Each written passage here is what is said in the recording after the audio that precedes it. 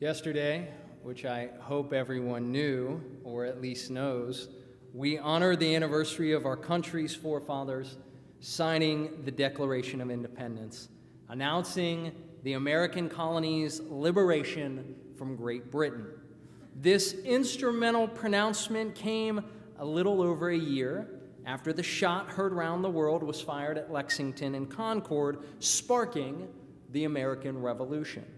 Lasting 8 grueling years, the war was full of death, pain, and hurt on both sides of the pond, here and in England. We know that in the end, the United States of America was founded, and with it, a land offering freedoms unique to political nations prior came into existence. And now, 237 years later, to celebrate these freedoms and our country's founding, we grill out, we parade down main streets, and with American flags, watch fireworks spectaculars. Yet behind the major players, such as George Washington, Sam Adams, and John Adams, there were lesser-known individuals whose self-sacrifice provided the foundation of freedoms we realize today. One such individual was Chaim Solomon, a Polish Jew that arrived to New York City 3 years before the war's eventual start.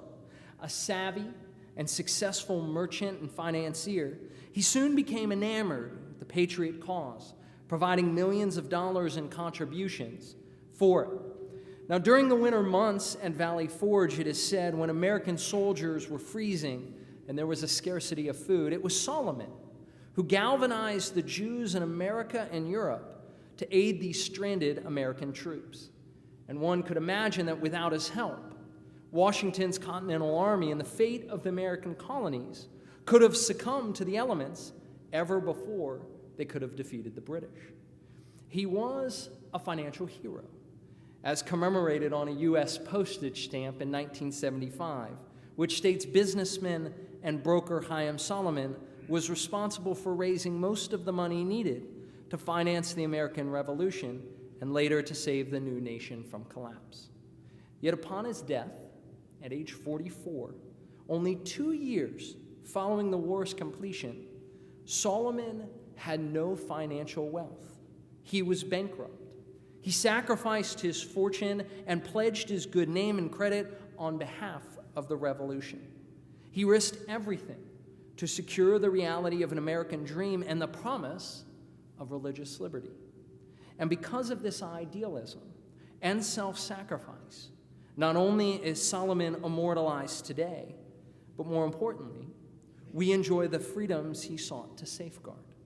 So as we sit here, a day following July 4th, we honor more than just America's 237th anniversary. We pay tribute to selflessness of all those like Chaim Solomon that gave up all they had to ensure its realization. Now this week, we end the book of Numbers. The portion begins with Moses speaking to the head of the Israelite tribes saying, "This is what the Eternal has commanded. If a householder, if an individual makes a vow to God or takes an oath imposing an obligation upon himself, he shall not break that promise. He must carry out all that crossed his lips." See, we make pledges to ourselves and others at various times. We promise to be caring and present, maybe for a spouse. We promise to be available, a friend, for when they're in need. And we promise to stand up for a cause when we are passionate about reforming it.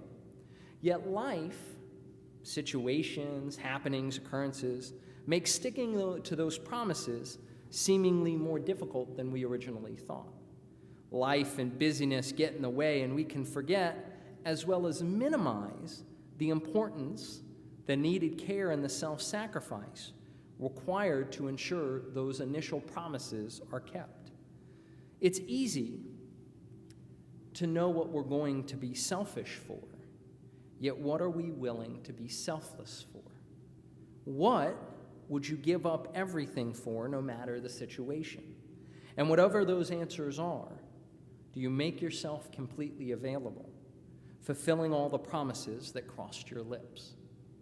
Now, this Shabbat, in honor of those like Chaim Solomon that sacrificed so much of himself and themselves to provide for so many, I encourage each of us to look inward.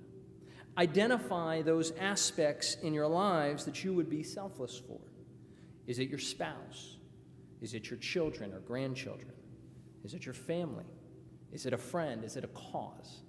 Now remember those promises you made to them and to it. Express your heartfelt care. Let the busyness go when asked.